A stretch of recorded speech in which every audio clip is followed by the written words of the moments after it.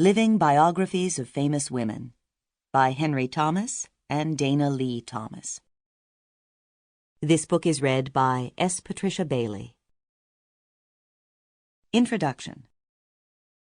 The word woman comes from the Old English wifman, and it means the wife half of man.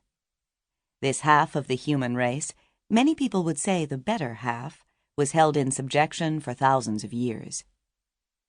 Day and night, we read in the ancient Code of Manu, must females be kept in slavery under the domination of their males. Under the early Roman law, a husband could execute his wife and a father his daughter for adultery. Even after the publication of the Magna Carta, many centuries later, a woman could not legally accuse a man of murder.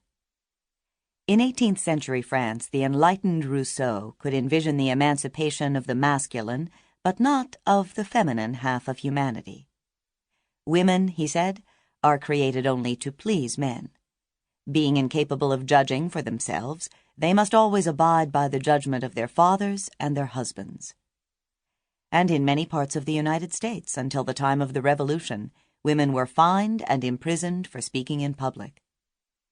It was only the threat of a revolt on the part of the mothers of the Revolution that compelled the fathers of the Revolution to recognize them as something more than chattels.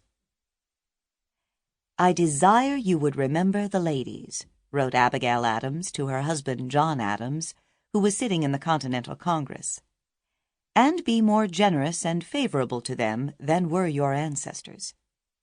If particular care and attention are not paid to the ladies, we are determined to foment a rebellion."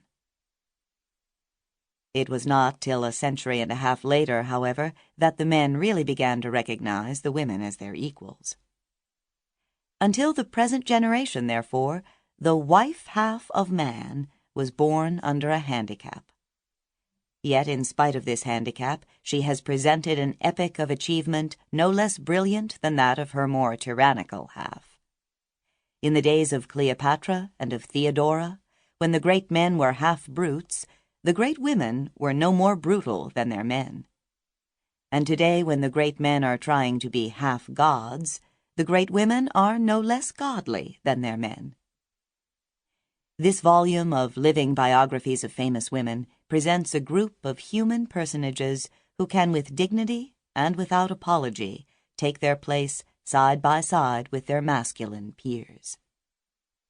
H.T. D.L.T. Sample complete. Ready to continue?